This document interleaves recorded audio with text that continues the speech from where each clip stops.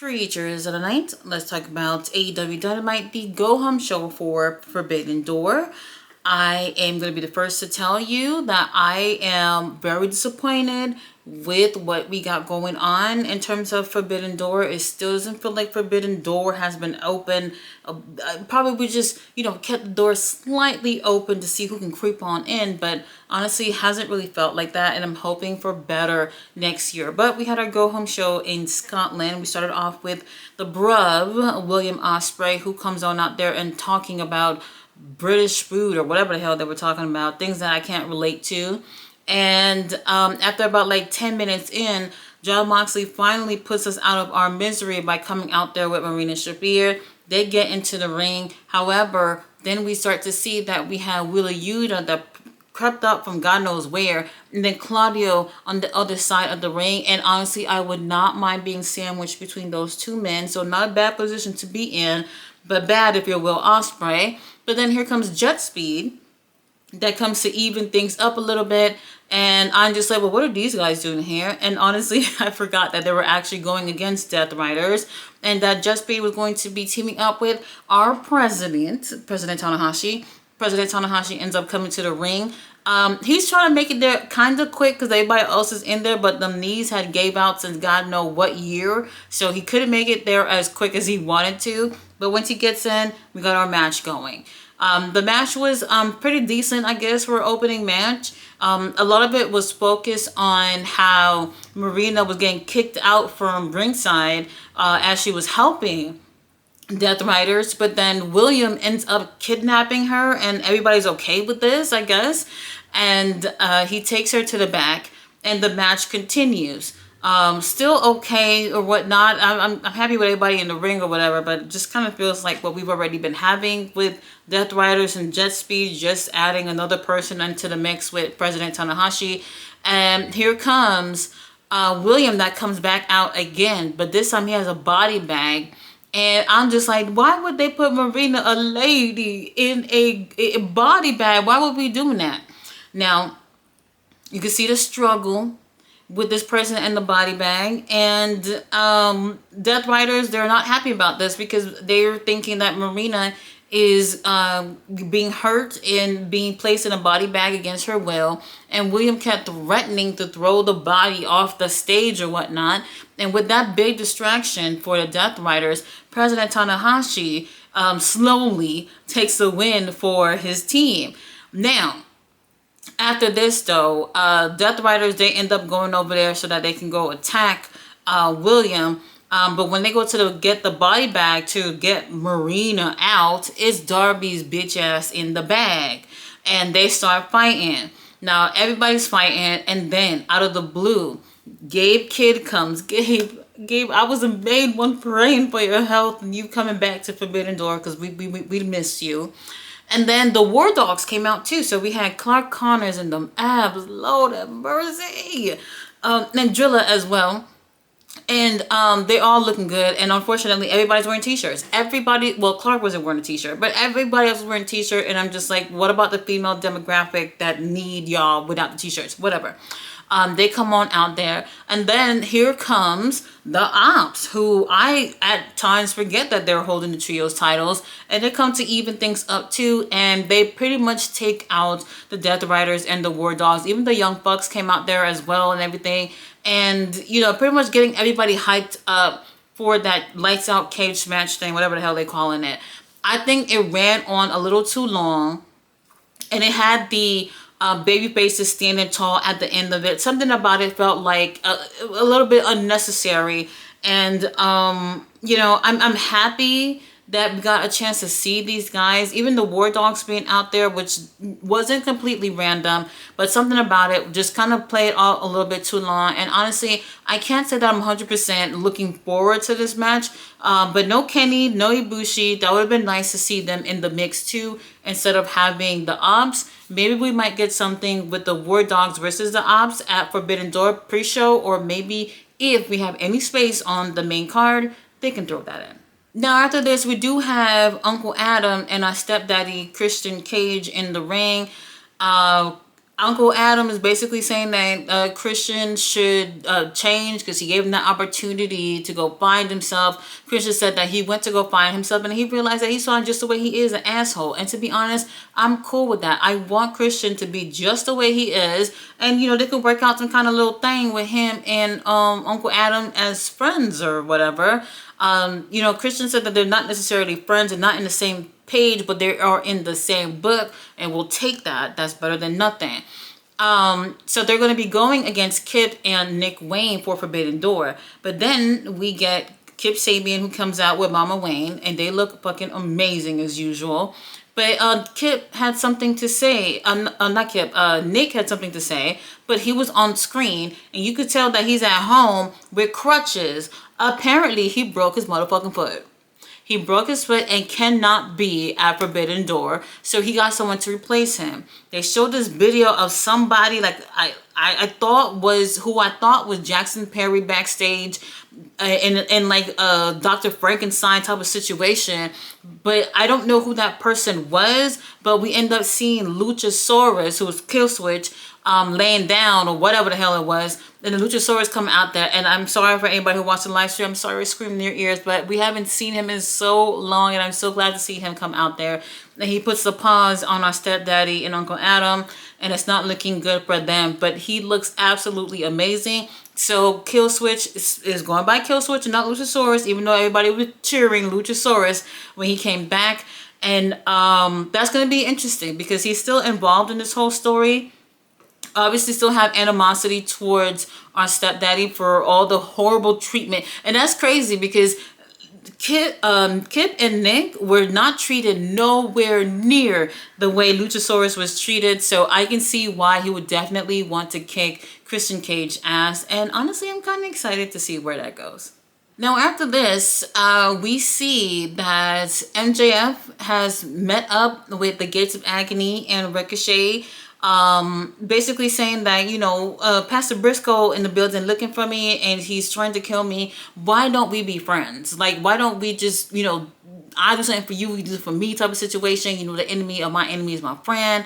And they seem to be on the same page, and they tell the cameraman to get the fuck on out of here because we have things to take care of. Now, we have Brodito teaming up to go against FTR.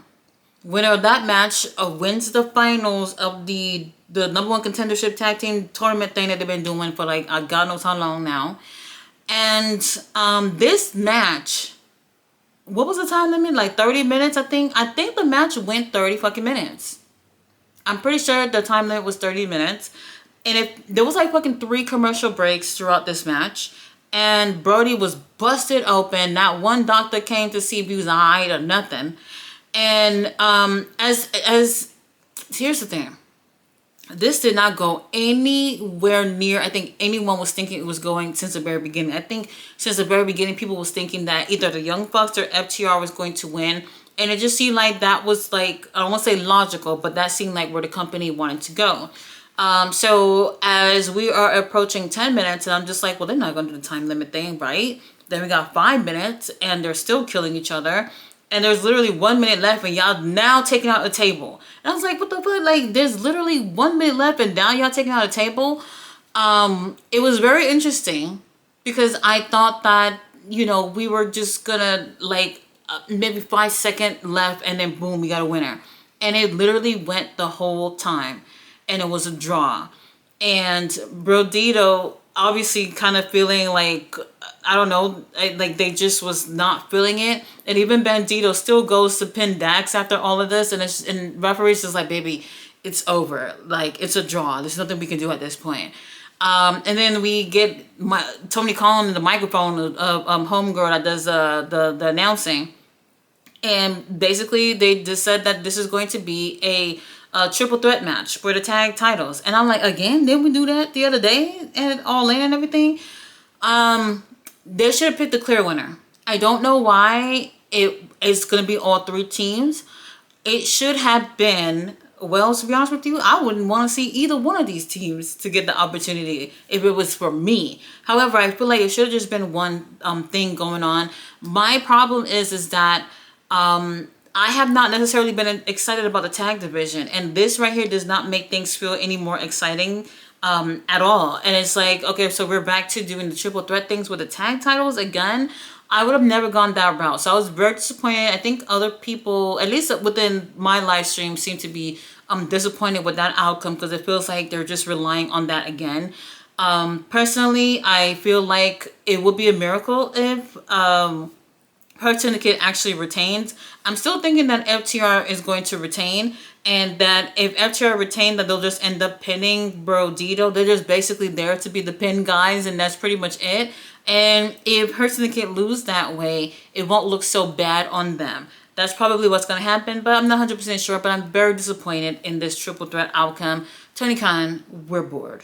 Now, after we get a little video package of Okada and Swerve, and Uncle Don was doing all the talking on the video package, and I'm just gonna say it now, like, for those of you who didn't see, Takeshita did win the G1 Climax over in New Japan, and it's a big motherfucking deal. And Rocky Romero, who was with Takeshita the entire time throughout the tournament, who had been doing tag matches with Takeshita and everything throughout the tournament, and had been there for him ringside, was the only person from Don Callis' family to be there, which was very disappointing to me. And y'all know I love Uncle Don. Like, Don Callis, I fucking adore this guy. But I don't know why they went that route of that. It seems like the only person that Uncle Don is really supporting is Okada. And maybe at times Kyle Fletcher, but everyone else just seemed to be like background noise. You know what I mean? In the group, and I did not necessarily see this happening for Takeshita. Congratulations for Takeshita for winning, but something about that rubbed me the wrong way, and how it just shows like Okada being the prize of the group. I don't know if they're gonna make a storyline out of this, but this is definitely a great segue for them to turn Takeshita to a babyface and lead that group. Whatever. After this, Hangman comes on out there, and the crowd, they're loving him or whatever. He's here to talk about how he's going to be going against Maxwell, and how Maxwell have whooped his ass in the parking lot the other day. And you know what? Sometimes that happens. You're the champion. You have to anticipate getting your ass whooped at random times. That's just what comes with it. MJF had something to say. But Shabani goes and announced that, hey, MJF is backstage. He has something to say, but you cannot leave the ring until he says everything that he has to say. And I was like, what does that even mean? So apparently, MJF, along with the Gates of Agony and Bishop Khan Abs, have tied up Pastor Briscoe, and they are threatening to put gasoline on him. And I was just like, oh, well, this is just like a regular Wednesday for Mark Briscoe if y'all did it. So it didn't really seem like it was a big deal. But MJF had his demands to make. And if, what's his name?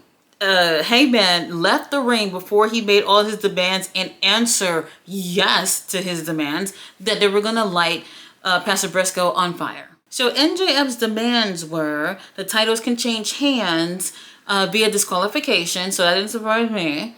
And he also said that the titles can change hands via count out as well.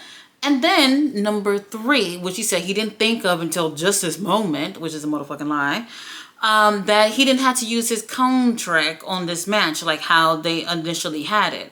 Now, Hangman didn't want to say yes, and I knew he didn't want to say yes, like who would want to? But he's threatening to light Pastor Briscoe up on fire. And Mark Briscoe don't deserve that. He got all them kids at home and everything. He don't deserve this. And Hangman says yes. And they don't light him up on fire. But our boy ends up running to the back to go help Pastor Briscoe. And everything seems to be okay since it never showed anything after that. They should have never from the get-go put that contract on the line, because it seems stupid for them to have just won it, Athena and MJF, to have just won the contract at All In, and just weeks later at the very next pay-per-view for them to both put their contracts on the line in a match. You have 2 heels that could be doing the most heelish thing, which is being the ultimate opportunist, sorry Edge, and not go for it, which is crazy. And I thought that it was a big mistake that they had announced for both of them to use their contracts for the match. Athena, obviously she's still using hers, But MJF is no longer using it, so he can lose his match if he wanted to, but he will still have that contract that he can use at any other time if he wants to snatch that title off of Hangman. Oh, so I did forget. So Hangman, he actually does go backstage. He sees Ricochet just standing there just talking, and he just attacks Ricochet. And really, he didn't really deserve that. You know, whatever he's doing with MJF, you don't take it personal, okay? He just wants the title and it's nothing. He beats up on Ricochet, and the security guards who are over there, which seems to be like UK security guards, because we're actually on time. And they're like, look, MJF left. He's not here. And then Hangman beat one of them up too. And I was like, well, that's not a babyface thing to do. And before Gates of Agony can get their hands on Hangman, Hangman already got the hell up out of there. Lovely. Now we have our main event. Alex Windsor teaming up with Toni Storm to go against Athena and Mercedes Moné. Mercedes Moné with her Creed-inspired gear, which I like, because you're outside the U.S. and you want to be an annoying heel, so you got to show what seems to be American pride. They hate that shit. They absolutely hate it. I actually like Alex and Toni Storm together. I think they are not bad as a team or whatever. I'm not saying for them to be a tag team, but I actually like their chemistry. They're fun together. And Mercedes and Athena, surprise, surprise, Athena, she has this thing about her where she's bossy to everyone and everyone just takes it. So she was bossing around Mercedes in the match, which was pretty interesting. Now, Athena goes for a tope in this match and damn near killed herself because she hits her head she straight dived onto the announce table. And I was hoping that, oh my God, why did I forget this? Our GOAT. Why did I forget this? Our GOAT, Danielson, was on commentary. And I'm going to tell you why I forget. Because I cannot stand Tony Schiavone and Excalibur. So I typically mute until somebody important or during the promos are going on to hear them, because I just can't. Like, Tony Schiavone and Excalibur just don't do it for me. But our GOAT, Danielson, did do commentary tonight, and hopefully he's still going to do commentary at Forbidden Door, or at least for Nigel and Zack Sabre Jr. match. Whatever. The girls did a really great job in the main event. And Athena ends up stealing the win. Alex goes to pin Mercedes, but Mercedes was not legal at the time. And with that little bit of a distraction, Athena was able to hit her with the O-face for the win. I'm looking forward for what's going to happen with the TBS titles, because they had announced, I believe it was after the match, they had announced that we were going to get one more person in the match for Stardom, because they haven't announced anything about Stardom yet. So we have Persephone, who was watching outside the barricade watching the show. So Persephone, Mercedes, and Alex Windsor, and Bozilla from Stardom. I don't know if you guys have ever seen her, but look her up. She's a big girl. She's the meteor one in the match. So it's going to be interesting to see where that goes. I wish there was more getting into it, because I feel like a lot of people are not necessarily... they don't know too much about even Alex. We've seen a little bit of Alex, but some people still don't know much about her. And then there is Bozilla and Persephone that people don't know much about. And I wish there was some time for them to build Forbidden Door for people to get to know who these people are. Overall, the show was okay. It did not give me what I wanted for a go-home show for Forbidden Door. I feel like it could have been so much better. And I found it interesting because at the end of the show, right as they're wrapping it up, they're showing some of the matches that's going to be on Collision. And unfortunately, they didn't add New Japan wrestlers on Collision. I was like, well, so you couldn't really get everybody to be on the pay-per-view, but y'all didn't add people to be at least on Collision, so we can at least feel at least the Forbidden Door opening on Saturday night, if anything. I did not like that. And like I said, next year, Tony Khan, we got to do so much better when it comes to building Forbidden Door, because people actually want a proper show. I don't believe that this show is going to be bad or anything, but like, we want that Forbidden Door theme to play out throughout the show. I don't want to just see a whole bunch of people from AEW going against each other. We could do better next year. You guys, thanks so much for watching my review. We got Ring of Honor. We have even Rev Pro have their mashup with AEW and New Japan over there as well. They have a 2-night show on Saturday and on Friday if anybody want to see that. And then we have Forbidden Door on Sunday, which is going to be early in the day. The pre-show is already going to be starting in the AM. So y'all make sure and check what times that the show is going to be around you guys. It's going to be a really great show. I'll be live for that. I'll see you guys then. Bye.